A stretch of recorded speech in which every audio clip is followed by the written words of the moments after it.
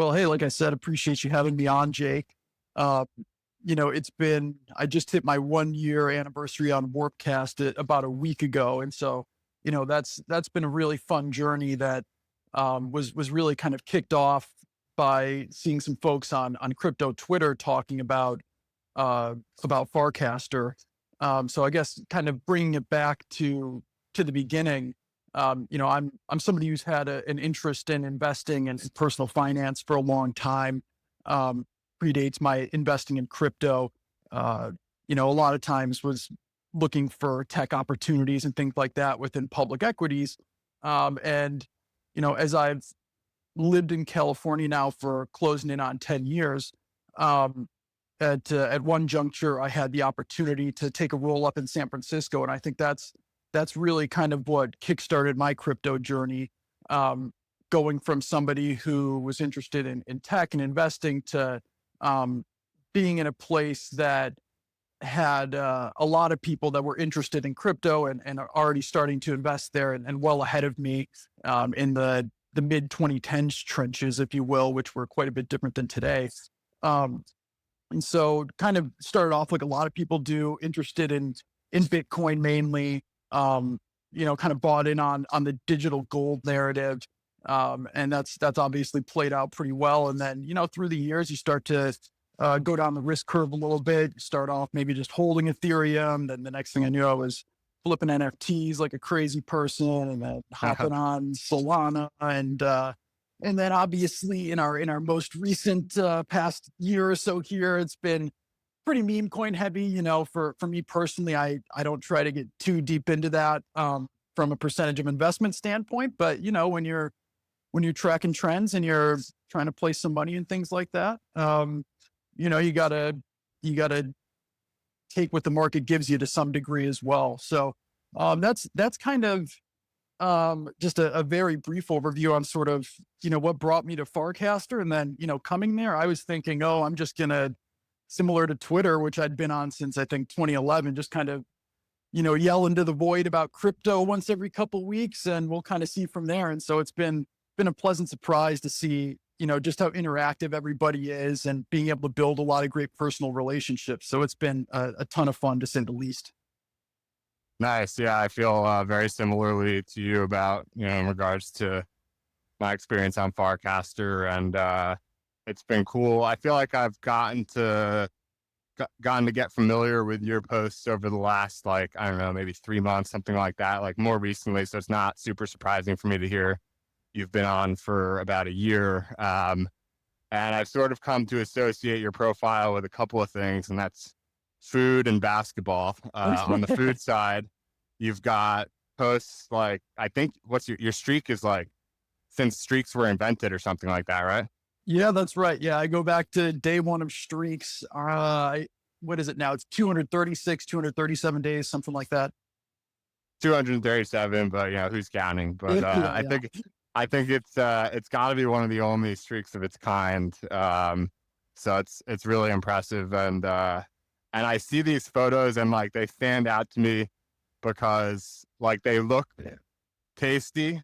They look generally pretty healthy. Maybe not the pizza pics, but Yeah. it's a vibe of food that is very aligned with sort of the way that I eat, where there's some I think the trending term was boy meals in there, which is something very simple that you put together for yourself, and it's maybe doesn't look incredibly impressive, but it's got all the main staples, and then you've got some stuff in there that is a little bit more gourmet, I'd say, a little bit got a little fanciness to it, and then you've got the pizza, of course, which resonates deeply with me. So it's a good array of food. Was there something that made you sort of start with that and persist with that, or just started posting meals and couldn't stop?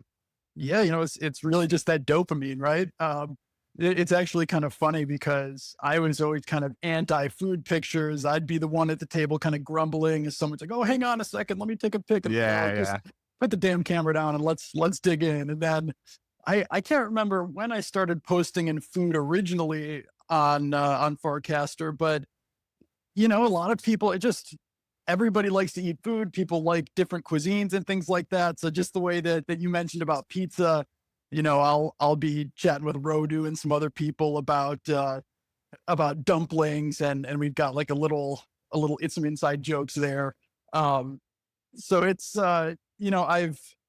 I've always enjoyed eating well, or I guess I shouldn't say always. It really kind of kicked off more so when I started to live in California, just because there's so many more cuisines available. But the food posting itself, I think it was just people responded to it, and I'm the kind of person who likes to adventure out in a lot of different cuisines, and folks seem to like to chat about it and share some of their own experiences with food. And so I kind of took to it, and here we are, 2/3 of a year later, still keeping it rolling.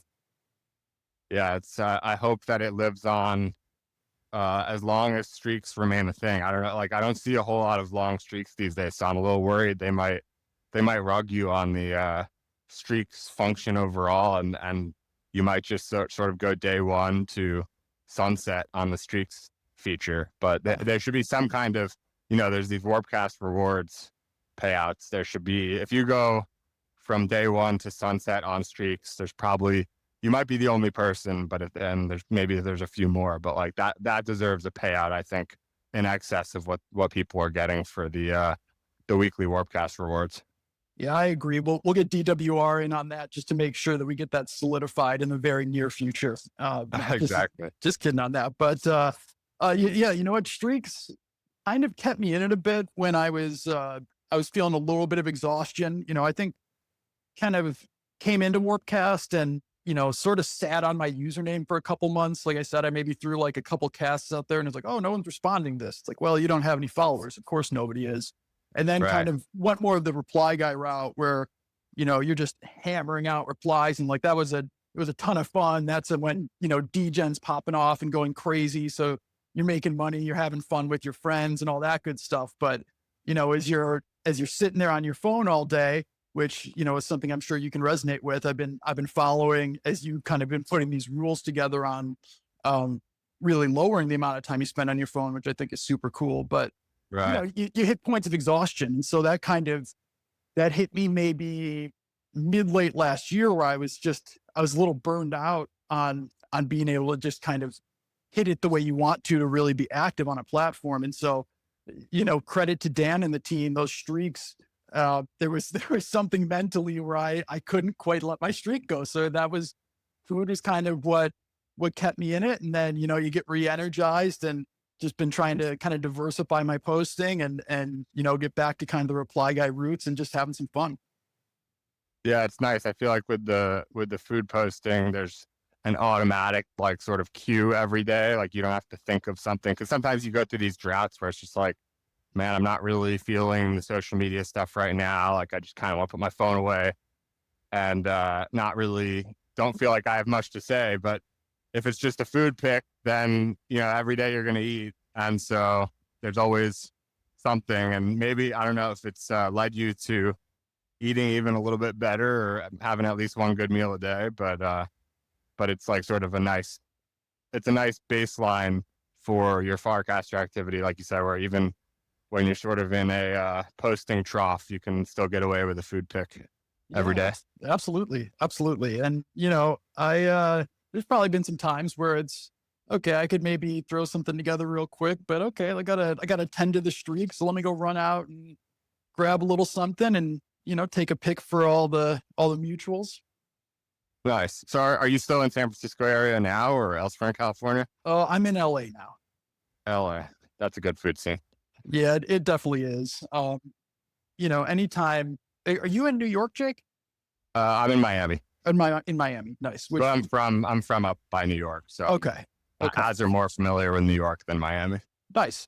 So you're familiar with a very abundant food scene as well, which, San Francisco is and LA is, but it's just fun to be able to explore little sub pockets within your particular area that are better than others. So, when you look at LA, for example, we've got a huge Koreatown. So we've got an incredible Korean food here versus if you look at something like Miami, where obviously, you guys are lapping the field when it comes to something like, Cuban food or Caribbean food, and amongst Right. other things too. So it's, I think that for me is something that's very fun as well, with traveling for work or for pleasure. And, if it is for work, it's okay. You're kind of grinding out through the day, but let me find a cool local spot that's kind of highlighting maybe a cuisine that isn't as readily available where I am. Or maybe, I mean, everything's kind of readily available in a big enough city, but maybe just not to the quality or to the extent at the place you're visiting.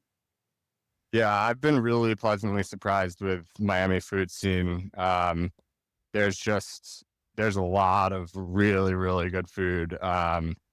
And I've been also surprised though with the, it's very expensive. Like I'll visit New York now and get the bill on dinner and be pleasantly surprised because it's actually lower than like what I've become accustomed to for like going to a nice restaurant in Miami. It's really weird. I don't know why that is or if it's just my experience or whatever. I think New York also has the full spectrum from, a dollar slice to Mhm.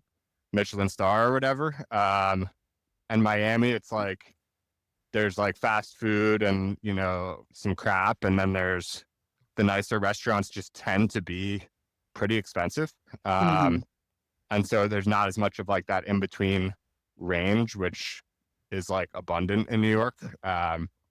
But yeah, I've been, I've never like lived in LA, but I have visited, a number of times, and I've liked what I've seen from the food scene out there. I like LA in general, and I don't know if it's last time I was there or a time before that. I went to John and Vinny's for the first time. They've Yeah. got a pop up in Miami. I'm actually going on Friday, so excited for that. Awesome. I love the LA one. I don't know. The Miami one seems like it's a little bit of like a cafeteria vibe, so I'm not too sure about that, but Hmm.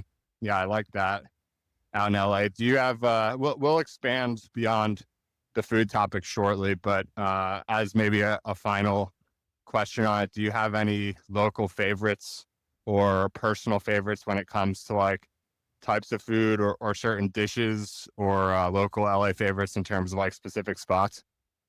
Oh yeah, and I think that's where sometimes as I'm food posting, I'm like, okay, is this getting a little redundant? Me posting this breakfast burrito that I'm getting like once a week.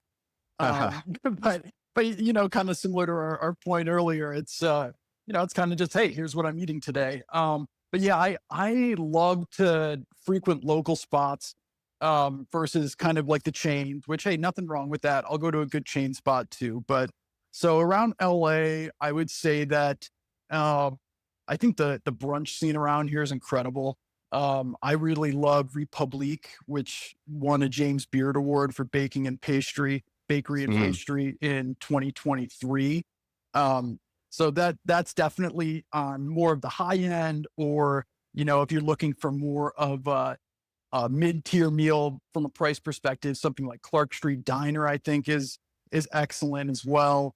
Uh, some of the local spots around here are very strong as well. I mentioned Dialogue earlier, where I tend to get the breakfast burritos, or but then, similar to what you're saying about having hole in the wall spots, I think, those are becoming more and more of a dying breed. But I think in LA, there's some pretty good Mexican spots, hole in the wall wise. So like Tacos Via Corona is probably my favorite breakfast burrito in the city.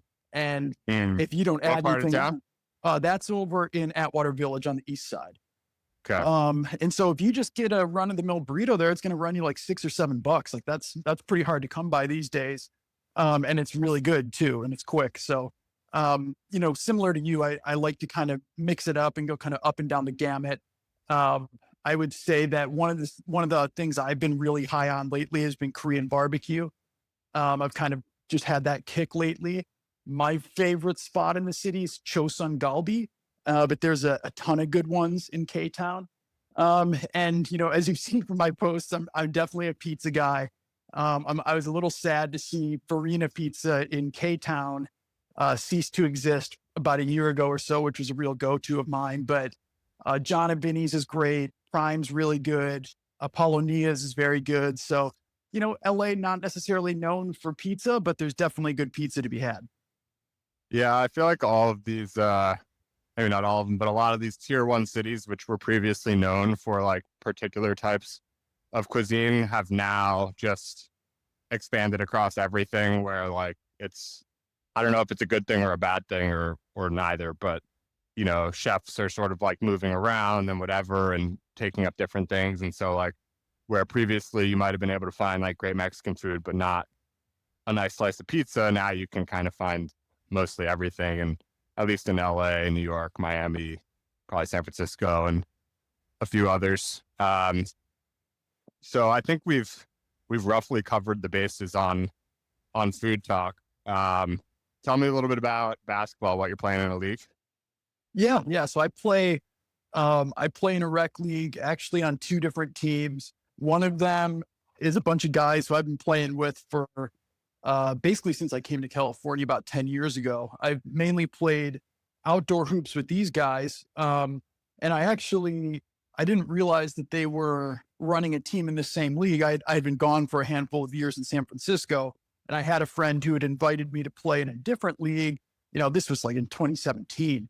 So I hadn't really thought anything of it. I had some other friends who I played with and say, "Hey, why don't you join our team here? We're really good." I was like, "Okay, that sounds interesting." And then game one, I show up, had no idea, and we're facing my friends who I've known for like 10 years. I'm like, wow, this is an interesting introduction to this league.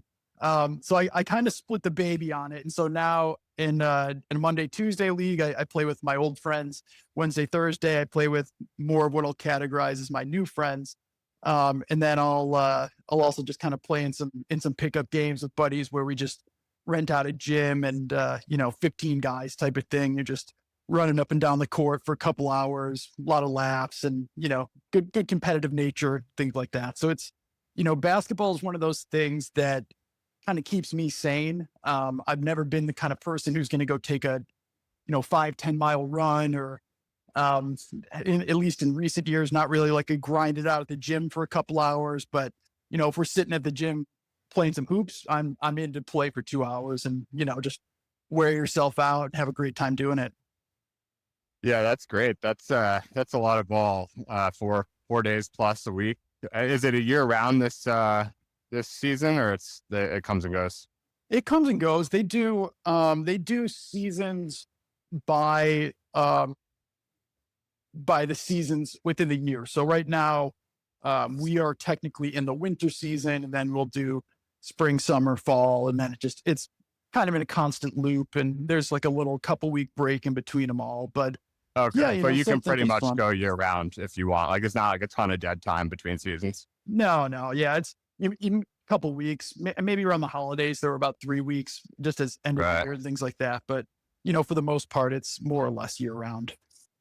Yeah, I think I got to get involved in something like that. I've been, this is my second year doing coaching, as you've seen a little bit in the feed. And I honestly probably enjoy that more than playing. Like I really enjoy playing, but coaching has been really awesome. And playing wise, like I played in high school, college was here and there, but not a whole lot. And then after that, like didn't play at all for a while, like years, really. Maybe like once or twice a year, I'd find a pickup game like randomly or something, but like nothing consistent. And then just basically since I started, when I coached, like not this past winter, but the one before that, sort of, reignited the basketball passion a little bit. And once the coaching season ended, I was like, all right, maybe I can play while I'm not coaching, and was able to find a local pickup game, which is like really solid. I mean, you're talking about like 15 guys play for 2 hours. Like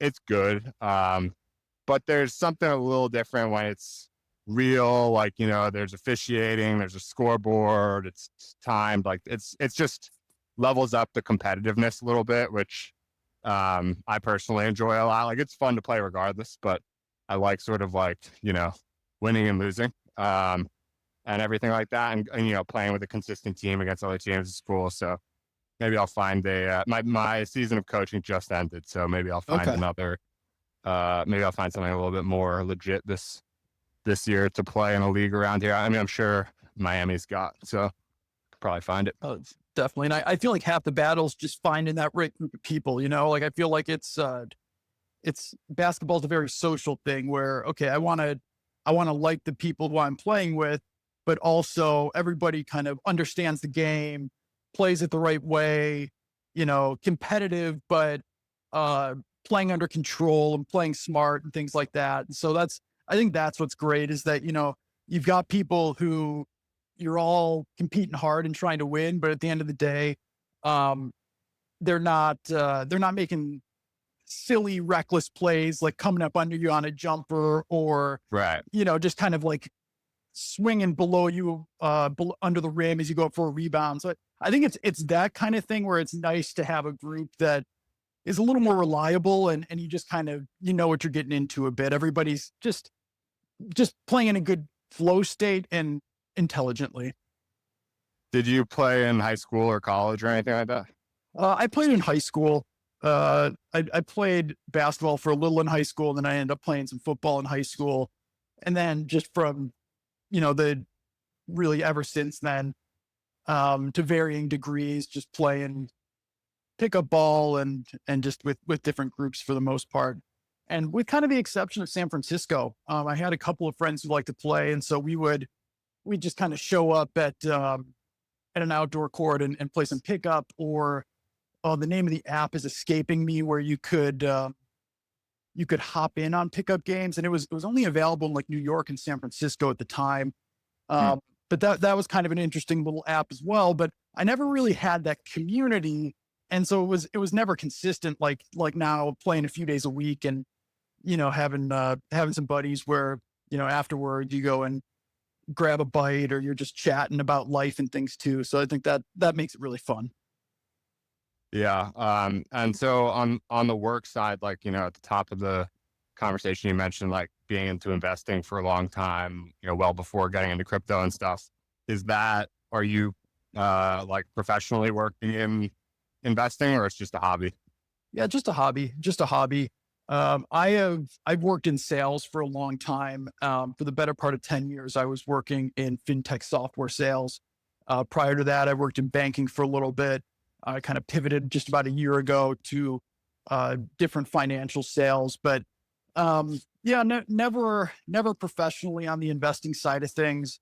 It's one of those things where you look back sometimes and think like, oh, I should have just maybe done the Series 7 and the 66 and kind of grind out that path. But, I don't have any regrets. I've been lucky to be able to invest some of my own money, and it's something that I've really enjoyed. And I'm lucky that, I came from a middle-class family, but that was something that my dad was very financially literate. And so he was able to just pass down a little bit of that knowledge, and that kind of sparked me. And, it's been something that I really greatly enjoy doing. And has it become progressively more crypto oriented over the last few years, or are you still doing, like you said, equities and other stuff, and just kind of keeping it more conservative or traditional? I think the funny thing about my portfolio is that I think most crypto people would look at it and be like, "Oh, you're conservative," and most normal people would look at it and be like, "You're insane." Yeah. That's crazy. That's my line. Like, that's what I tell people when. Oh, no kidding. I'm the same exact way. Yeah. And I honestly think it's the move, because, Yeah, like, agreed. both sides think you're crazy, but like, I think you're right. So Yeah, it's that perfect barbell. And for me, it was really having conviction in Bitcoin to start. And then, I think as the last cycle came to a close, and you're kind of figuring out, okay, where do I want to keep my chips? Where do I want to stack my chips moving forward? In my mind, Bitcoin had solidified itself as the store of value, as the digital gold narrative. And so I felt pretty comfortable allocating to Bitcoin pretty heavy, versus when you look at some of the L1s, I felt like a lot of that was unsettled. And so I kind of chose to take, I guess, pretty significant positions in Ethereum and Solana, and then have kind of gone down the risk curve on each of those respective chains a bit as well. But always kind of with that core Bitcoin position that, it's kind of easy to say now, oh yeah, of course that was going to flush out. But, a couple of years ago, everybody was talking ultrasound money, and Bitcoin was kind of sitting there very quiet for a long time. So, it's been quite the journey, but I'm pretty happy where we are right now, and definitely, looking to, continue investing this way. Do you like, I generally am aligned with like all of that. I have a feeling we probably align like pretty thoroughly on all this, but I was going to ask you, how do you like a market cap weighted approach for, something like Bitcoin, Ethereum, Solana, if you want to add any others in there? Do you like that sort of like allocation is from like a risk reward perspective, or would you rather do you like to, some of the lesser market cap versus Bitcoin, like an Ethereum, Solana, like a lot of people, I would say probably one of the more popular allocations from people who I think would also describe themselves like you and I being like relative, pretty conservative in crypto. I think even people who describe themselves that way, a lot of times you'll find they're like 50-50 Bitcoin, Ethereum or something like that. Mhm. Do you have a leaning on like one of those directions or the other or something else?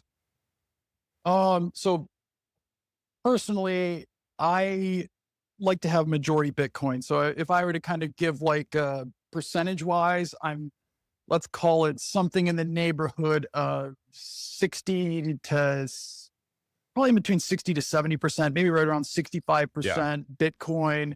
And That's then, pretty, sorry to interrupt, but that's no, pretty no, market cap weighted. I think, yeah, I don't watch it every day, but I think Bitcoin dominance is in the neighborhood of 60%. And also the long tail accounts for a good amount of like, I don't know what it is, maybe 20 or 25%. And you're obviously not going to like sort of allocate the full long tail. So it makes yeah, sense to be above the dominance. So it sounds like you're like right around that level. I mean, not that you are, and none of this is investment advice, but that's what we're talking about basically. yeah, yeah. I would say I'm pretty close when it comes to Bitcoin. And then, if we just kind of take blanket exposure, including some of the meme coins and just different tokens within their particular ecosystems, the balance is pretty closely split between Solana and Ethereum. I think Solana is maybe takes up a slightly bigger portion of my portfolio, and it's grown into that. Originally it was Yeah. Yeah. heavier Ethereum, but then obviously Solana had a really strong uh, 18 months or a couple years, depending on Yeah. the time frame we're looking at. It's obviously grown its portion in my portfolio. And, I'm kind of the opinion, there's a price where I probably will unload a decent portion of my Solana. But as of right now, I'm pretty comfortable with where my allocations are.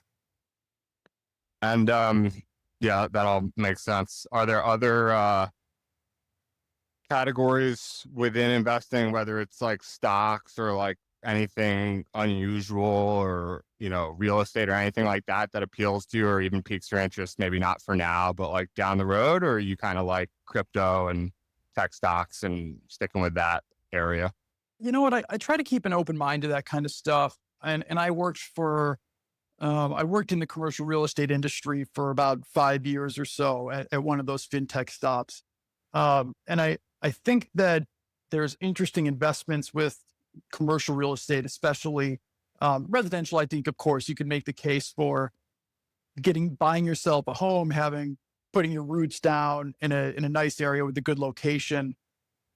Commercial wise, I think there's something there. For me, it's one of those things where if I'm looking out 5, 10 years, and I'm always thinking about Bitcoin as chasing down gold for right, wrong, or Right. indifferent. And so as I apply Bitcoin's price to the market cap of gold, it it just starts to get difficult to parse out your investments that deeply. Yeah. It's hard to say, oh, I want to get a 7% return on, and I shouldn't laugh like that, because that's the kind of things people do at the top, if you will. But okay, I'm making a 7%, a 10% cash on cash return on my commercial real estate, but then you're dealing with, all these different headaches and expenses along the Right. way. So I think one of the things that I find to be very intriguing about crypto is that I actually think, even though a lot of people like to really actively manage their portfolios, I think if you buy things that you have conviction in, and not like unreasonable conviction, like I've been buying some dick butt, but I'm not like thinking about dick butt 5 or 10 years from now, you know? So that's a lottery ticket. And dick butt, I'm buying a lottery ticket. Like I just think we all need to be a little bit honest about it. You know, Right. I think a lot of people are, but I also think a lot of people probably over allocate to micro caps and memes, just thinking, oh, I need to make it next week. I need to make it next year versus just kind of playing the long game, which I think is, in my opinion, is the better approach. Yeah. And also to your point, it's like you can try to play these day by day, hour by hour, week by week, whatever games. And you can do maybe well, but most people, it seems like, don't. Mm-hmm. And it's just like for what cost? Like the how active you have to be, how like terminally online you have to be.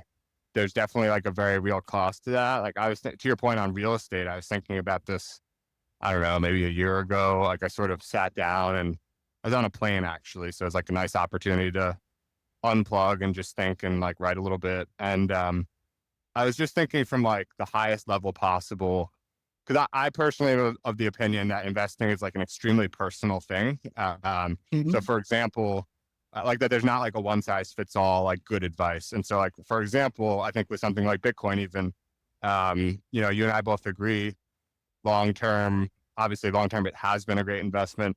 And I think you and I both agree, like long-term, it will continue to be, or Mm-hmm. it's most likely, will continue to be that it's a good bet. Not to, guarantee that it'll succeed or whatever, but even Yeah, of with course all not. of that, I think for certain people, like, it's a very volatile ride with Bitcoin, let alone crypto more broadly. And I think for certain people, um, like that ride may not be worth the returns if you're the Yep. type of person who will get like sort of like really depressed when things are down, or just like way too addicted to checking things in a way that's like very unhealthy, like checking prices.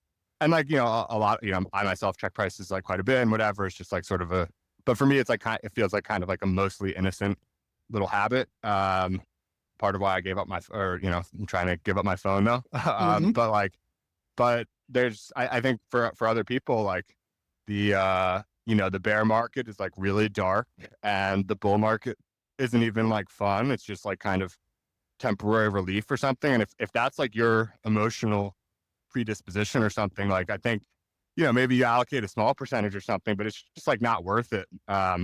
Because like, what's that stopping you from? Like that might be stopping you from enjoying your life more broadly, even financially speaking. It might blocking you from going and like, I don't know, starting a company or something because you're so attached, depressed from this volatile, net worth that you're holding or whatever. And like, you don't go and do another thing that could have made you a bunch of money if you're just talking about it from like a financial perspective. But obviously there's just like the well-being of it as well. So I think it's like a very, very personal thing. And so anyway, I was thinking about this stuff, as it relates for me, myself, like what are the things that I like? What don't I like? What makes sense for me? And what really came out of that exercise was the um, the importance of liquidity and passiveness. Basically liquidity versus illiquidity and passive versus active investing, and to actually define both of those things for myself, rather than sort of listen to their traditional definitions, because traditionally speaking, you know, investing in real estate, if you get like say you're doing residential real estate and you get a property manager that you're given 10% or whatever, Mm-hmm. like it's that is known as a passive investment. Like that's considered a passive investment. But I did that with a buddy out of school, and we just bought a little house in Kentucky where he was from, and it worked out well. It was a good learning experience and everything. But I could tell you, like, we had a property manager. It was not passive. Like it's not a ton of work, but it's not, pressing a buy button on Coinbase.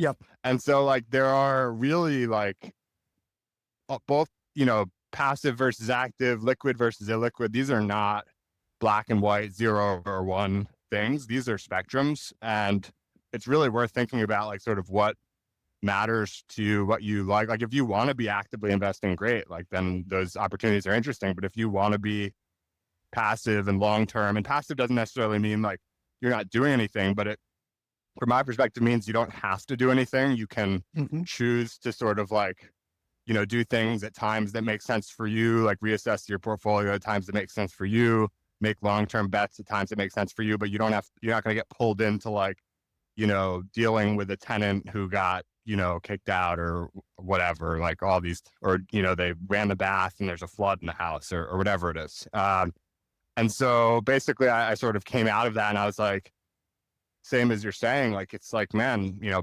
Bitcoin is pretty compelling. Like it's the most passive thing ever. The returns have been great. I expect them, you know, I'm also looking at it as something where like, you know, the probability that it, you know, gets to roughly a gold market cap and, you know, potentially beyond or maybe a little bit short, but like probably doesn't just like top out where it is now or are pretty high. And so it's like, it does make a lot of other things kind of hard to justify when they're all like sort of by definition going to be more active or more or less liquid. Like even stocks, this is another sort of thing that like when I talked about, you know, thinking through these concepts for yourself rather than just taking the definitions, like everyone would consider a stock to be liquid. But practically speaking, you know, crypto's open all day, every day, and the stock market is not. And then like another thing actually was, I forget what I called these things, but I called them like, I think literal liquidity and practical liquidity. And so like on a literal liquidity perspective, crypto is like maximally literally liquid. Like you can buy and sell at any time.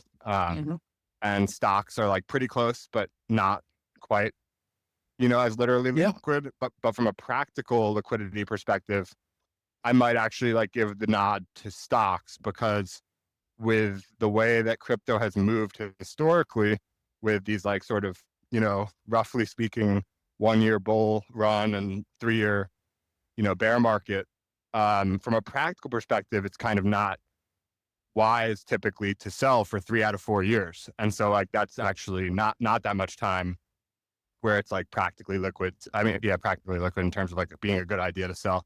So all these things are sort of, you know, it was a good exercise. I recommend people do this because you can just like listen to stuff that you read on Twitter or like, you know, even investment books by like proper investors like Warren Buffett or whoever you want. Like they might have like great advice, but it's never going to be personalized unless you think about it for yourself.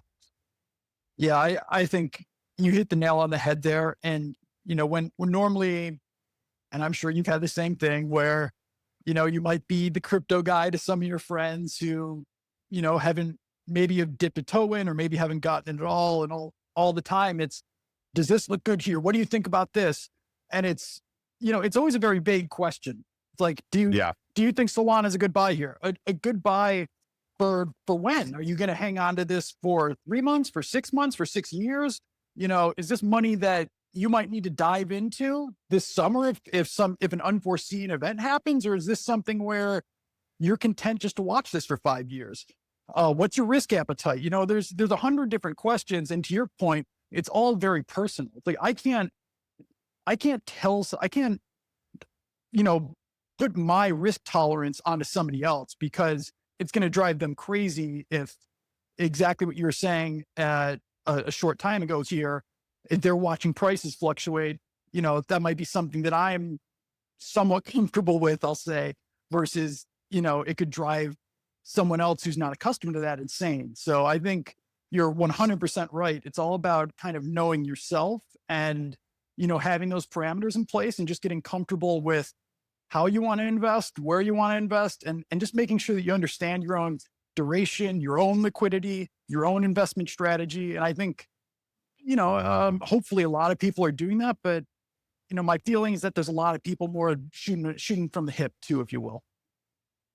Yeah, it's fun. I mean, that example that you brought up, definitely I've had that countless times. And, you know, the reality of like the best way to address that, I think, is basically if however many times you get that question, if you get it from someone like you're not that close with, then it's just, you can kind of give like sort of a non-answer or something. And if you get it from someone you're really close with, and you want to, you know, you think your perspective like could be helpful or whatever, you think you might have a little like, a good idea of what you're doing, at least in crypto, and could maybe be helpful in just sharing your perspective, and then they can make their own decisions. And then you basically pick up the phone and have at least like a half hour to an hour call going into all of like the different nuances of the considerations and, asking those sorts of questions that you were saying, like, make the difference in the answer. And then ultimately you're not making a recommendation. You're just sort of providing a bunch of context, sharing your perspective, and then the decisions are up to them. Like I remember,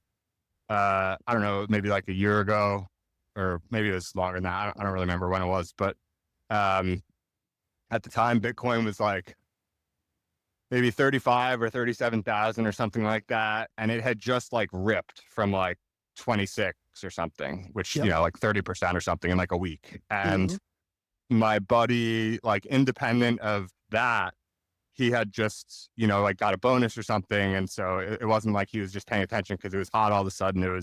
He had just had a little money, wanted to invest, and Mm-hmm. was asking me like, if I thought like putting, X into Bitcoin at that time was a good thing. And I was like, generally speaking, long-term, definitely, still believe Bitcoin's a great bet, but it just ripped 30% this week. And like, it's really hard for me to ever tell someone to buy that. Like, it's just, the likelihood is usually like it'll, has a 30% up week. It might be followed by a 10% down week or a 20% down week or whatever. And it might be a while before it gets back to this level or whatever, but like long-term, I think it's good. And so like having that conversation, and then, and then it's like, well, if you want to sort of equalize that a little bit or like neutralize that short-term action, you can dollar cost average in a bit, and maybe, you pick how much you want to invest or decide how much you want to invest. And then you put, half of it in now and half of it in next month, or, 4 installments or whatever. Like you sort of go over those options, and then they decide for themselves. Like fortunately, my buddy did end up allocating at that time, or around, I don't know if he did it all at once or a couple buys or whatever. And like, sure enough, it turned out great. And I don't think it actually did take like, I don't think it ever did take that like near term haircut at that time, but Mm-hmm. it very well could have. And then it's like, man, like, Jake told me to buy, and then I could have bought it 20K like 2 weeks later, something like that. It's like, you Yeah. never want to be that guy. So it's the tough part is that it just does require, it's a lot of personal like elements to it. It's a lot of context. It's a lot of what you don't know. And then talk about like the few things that, not that but you have pretty high conviction in, and then ultimately like deferring the decision to them, but feeling like you were able to provide a lot of like sort of valuable perspective, basically. Yeah, I think that's the perfect approach. And it sounds like in a very similar manner, you do not like trying to give short-term advice. I hate trying to give short-term advice. It's just, no one here has a crystal ball, or we'd all be rich. And so to try to tell you where Bitcoin's going to be in 6 weeks or 3 months, it's like, I don't know. I can try to, put my finger in the air and give you an idea of what I think. But at the end of the day, it's worth exactly what you pay for it, which is nothing. Um, and so I think that's the smarter way to go about it, is just try to arm people the best you can. I used to talk to people a lot about portfolio allocation. This was more around maybe 2020, 2021, where I had some friends who were dabbling and they're making money on random altcoins. And I was kind of saying, okay, well, here's how I think about it, with Bitcoin being my dominant position. And because I feel so strongly about its narrative with digital gold, I personally do not have an interest in XRP. I don't have an interest in Litecoin. I personally do not have an interest in Doge. Um, and then just kind of extrapolating from there that, okay, I want to have strong exposure to L1s. ETH is the main player. Solana looks like an upstart that's interesting. Just being able to intelligently put together a portfolio versus just kind of throwing darts at a board, on what the flavor of the week is and things like that. Which, hey, more power to you if you can hit the short term stuff and keep your money. But similar to what you mentioned earlier, my feeling is that it's a very low percentage of people who are really doing well. Are there any categories that you feel like similarly strongly about? Like, I mean, obviously, digital gold is your number one. Sort of like, you know, who's going to be the dominant L1 or what are going to be the top 2 or 3 L1s? Mhm. Sounds like it's number 2. Like one that I had when I first got into crypto was I thought that there would be like one of the top, you know, 10 coins ultimately would be a privacy coin, like a Sure. Zcash or a Monero or something like Yeah. that. At the time I thought Zcash, and it just never came to fruition. Maybe it will. But I got a little bit tired of waiting. I have a little bit Yeah. of Zcash. But that was like sort of a category that I always thought, because it was my rationale was digital gold with privacy.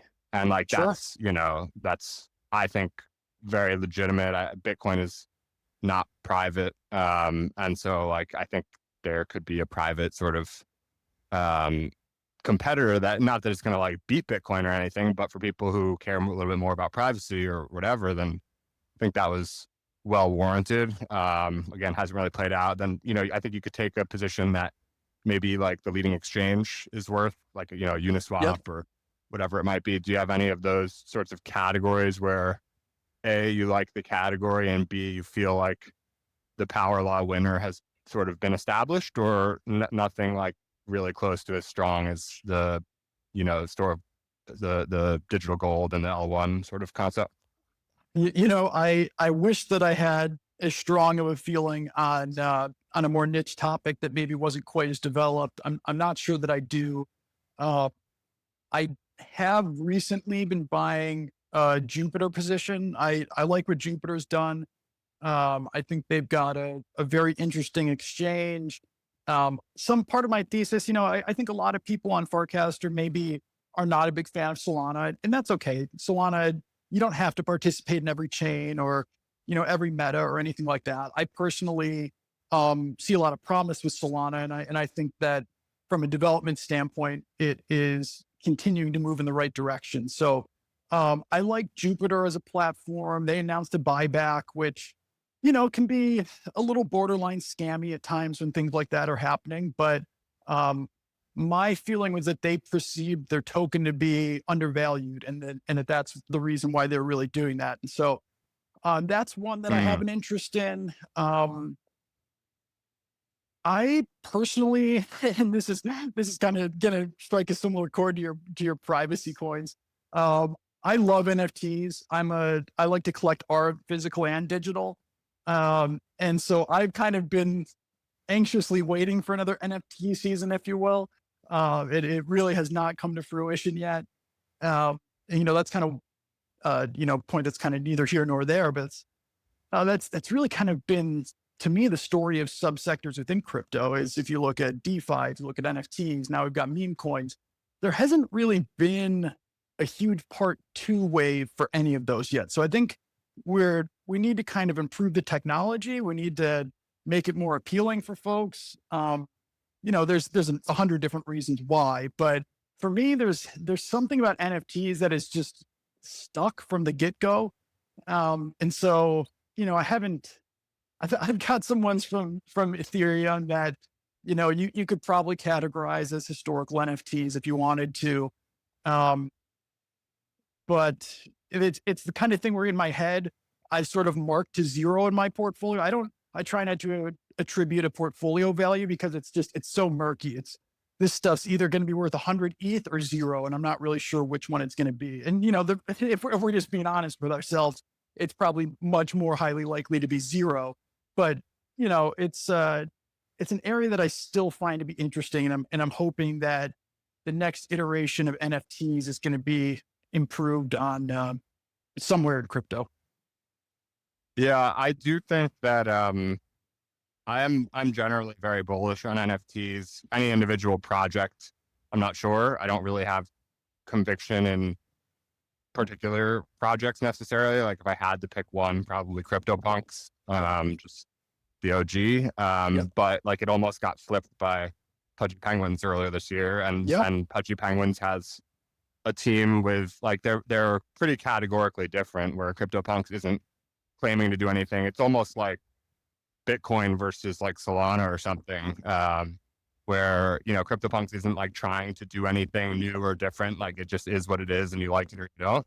And PUBG is like out there, like actively proliferating gifts and building, you know, the like whatever, you know, making the, I forget what you call them, like the little stuffed animal sort of thing. Yeah, they're out in retail. They got their token. They're doing a little bit of everything. I think that's Yeah. actually a very interesting way to analogize CryptoPunks versus something like Pudgy Penguins. And I think if you pushed me to say, hey, give me an NFT, you know, and again, I'm not saying anything profound here. I've so far as we've chatted, I've proclaimed my love for the number one cryptocurrency asset by a wide margin, and now we're kind of doing the same on punks. But you know, if you just had to say, hey, which of these is going to have staying power for 5 or 10 years? I've got the money to just plow into one of them. I would also say punks. I just think, you know, the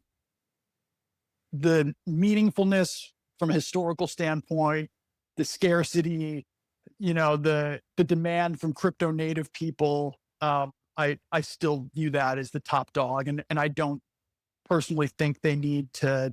I don't think they need to add anything, and I think that's actually.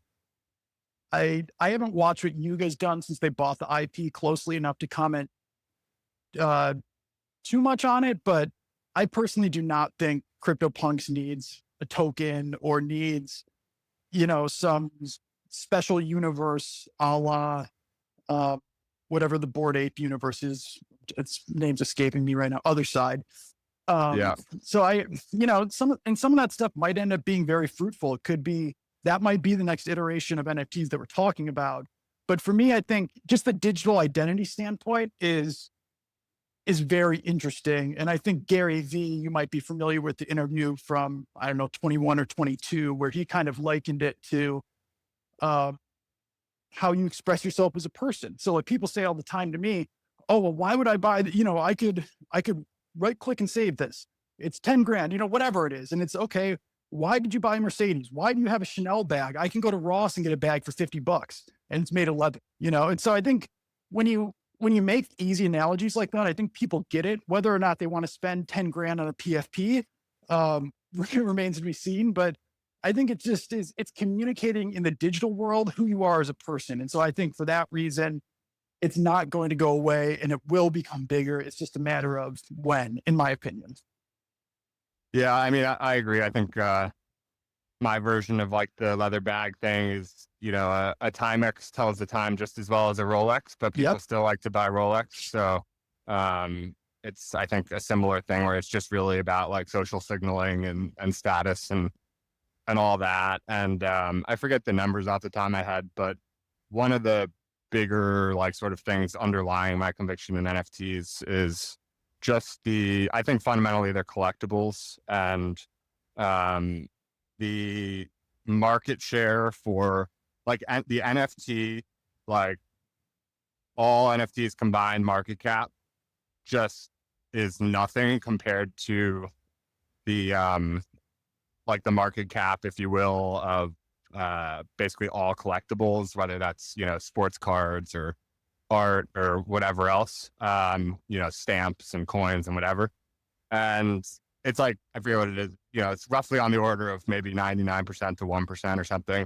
And like, I just don't see a world in which that remains 99% to 1% as the world continues to become more digital. People spend more of their time in the digital world. And like, I'm not talking about even like, you know, you don't need to have a headset and like be in the metaverse all day. It's just how much time are people spending on the combination of their computer and their phone these days? It's like, a lot of times, you know, more than half the day of their waking hours. So I think that should become closer. I don't know if it's gonna be 50-50 or 80-20 in one direction or the other, but regardless, like, I don't think it's gonna be 99 to 1. So, and the other thing is, like, as we've seen, like, you know, even you look at the market cap of all tokens, like fungible tokens, meme coins, but also, you know, like actual, you know, cryptocurrencies, Bitcoin, Ethereum, whatever. Like that is so much greater than the market cap of all the NFTs. And to me, it's like the question becomes, is there something so like, is non-fungibility like this insane negative value, or are they not properly like sort of priced against each other? And it could be that actually like fungibility is way more valuable because it makes it like way more liquid or something like that. But I generally think like there is value to difference. And I think, I don't know, maybe like if I were to speculate on what could be the next like sort of unlock for NFTs, I really have no idea. But two things that sort of would make sense, at least to me, would be one, a little more sort of like confidence and certainty in which chain is going to like persist as the home for some of the main collections. So like right now, I think that would still probably be Ethereum, like mainnet, but you know, the L1, but um, it could, you know, it could be Solana, it could be Base, it could be something else. And I think there's just like not a ton of confidence right now. And if you don't have confidence in, for example, you know, Ethereum, that people are going to continue to transact there, even if it's just infrequently for these like blue chip NFTs or whatever, then it's pretty hard to justify, you know, paying whatever that is for one of these NFTs on Ethereum. And if and as like sort of consensus develops around, okay, this is sort of where the NFTs are going to mainly be, then I think that could be helpful, at least for that ecosystem of NFTs. And then the other thing would be like, you know, last cycle, it was like the NFTs that became popular were pretty much all these PFP collections, and that's fine. And I think it makes sense. And it's, you know, in a world where everyone has a profile picture, like that's what do people see of you first on the internet? It's like whatever post they're stumbling upon, your profile picture and your username. So like those are kind of the most important things. So it makes sense. But I think ultimately everyone sort of envisions that NFTs should actually be like, you know, more interoperable. They should be like usable in games or like other environments, and, you know, ultimately like some sort of metaverse type thing or something like that. Maybe we end up doing like more VR meetings versus Zoom calls, and you can, you know, buy a certain skin or whatever. And like all these things, I think we're just not quite there yet on that stuff. But as we're doing more interesting things on the internet, I think NFTs only will become more interesting, like you said, for basically being able to just express yourself in terms of your digital identity.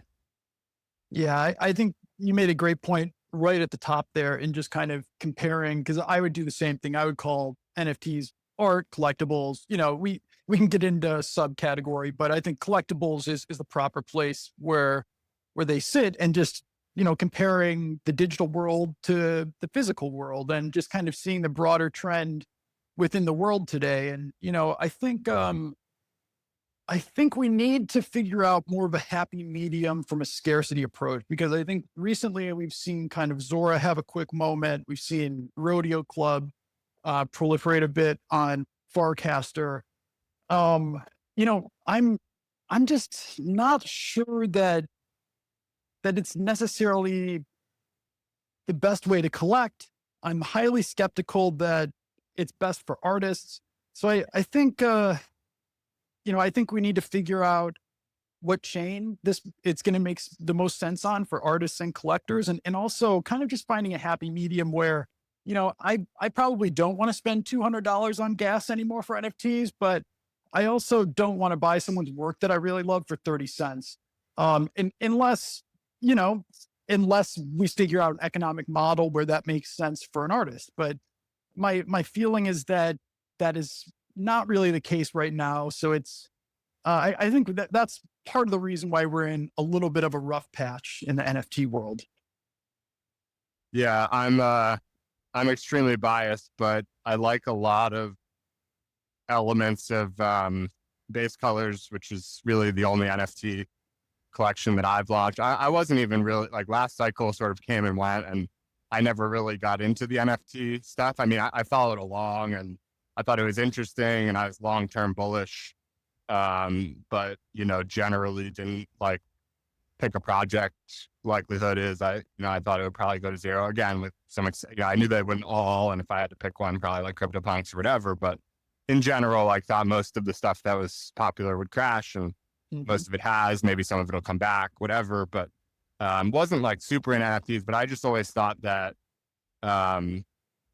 colors on the internet were an existing collection with a finite number of them through like hex codes, and they're like super interoperable, which I think is one of the most underexplored like advantages of crypto. Like once in a while you see something that's like pretty elegantly interoperable, where something is sort of like coming in from another app that you didn't expect to be where it is. And you're like the other day I was reading a blog post on Paragraph, which is, this crypto native blog platform or whatever. And I got to the bottom of the blog post, and the comment section was like powered by Farcaster. Basically, it was like pulling in comment, like I guess the author of the post had, shared it on Farcaster, and then Paragraph is pulling in the comments on that cast, like the replies to that cast, as comments when you read it on Paragraph. And I'm like, that's the type of stuff that I like. So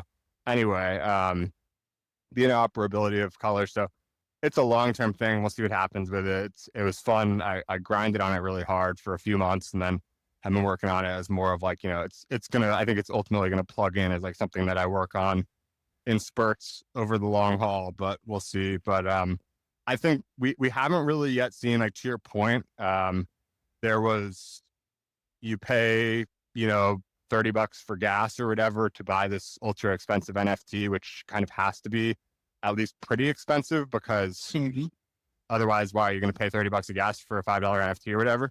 And that was on, mainnet Ethereum. And then with like the newer gen, with the Zoras and the Rodeos and whatever, like, gas is basically free. And so you've got these like 30-cent NFTs. And I think there's a place for that where it's more of just, it's kind of like a like button at a certain point. And so like, maybe there's a space for that. I think they're still sort of like iterating both of those. I'm not as familiar with Rodeo, but I know Zora's, still sort of like iterating on some of the stuff. But we haven't really seen, like, I don't think L2, whether it's base or something else, or even Solana, like sort of cheap gas NFTs, we haven't really seen like a categorically different kind of NFTs that has succeeded anywhere near the level that like sort of the initial winner of super expensive PFPs on Ethereum succeeded. So we'll see what happens. Maybe it's in the year to come, maybe it's longer term, maybe it never happens. But I think NFTs are really interesting, and they're just like so far removed from the conversation around crypto right now, that it's just kind of, it always seems like a good time to be thinking about things when like absolutely no one is talking about them. Yeah, I totally agree. I think the most difficult part is, we're sitting here with kind of the same idea of expecting digital collectibles to grow as an asset class versus physical collectibles. Now, the question is, where do you put your money to be able to realize that thesis? And so I think that's what's difficult is, if we were looking last cycle, a lot of people say in the institutional world probably would have said, oh, I'm going to slam some money into OpenSea. They're printing money. Their volumes are through the roof. And obviously OpenSea now, I don't know about you, but I don't use OpenSea at all. And so I think it's a difficult subclass of crypto to be able to express an opinion in, because it's so hit or miss and the liquidity is so thin right now. My opinion is that as is kind of classic in crypto, it'll probably be a shiny new thing that catches everybody's attention. And I think it's going to be interesting to see if it is on a Solana or if it is on a base, a chain with very little gas, how things move, how the market acts if we get another mania of, whether it's one NFT that kicks it off or a broader NFT season. It'll definitely be interesting to see.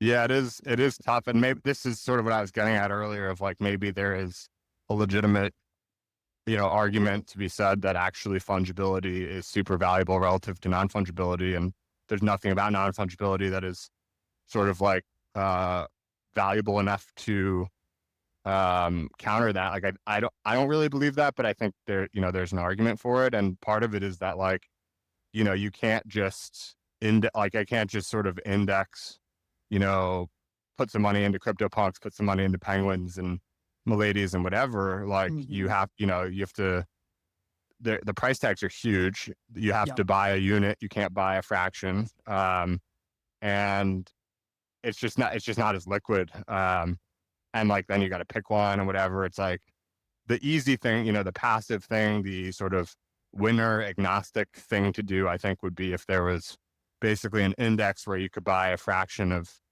all of the top, 10 or 100 or whatever it is, NFT collections, then like, yeah, I would be bullish on that. Because even if, 7 of them don't make it, like 3 of them will probably be huge or whatever. So like, that's something that I would do, but I don't know how to do that. I don't think that really exists. So it is a tough one where even if you have the conviction, there's just not really a practical solution for something to invest in.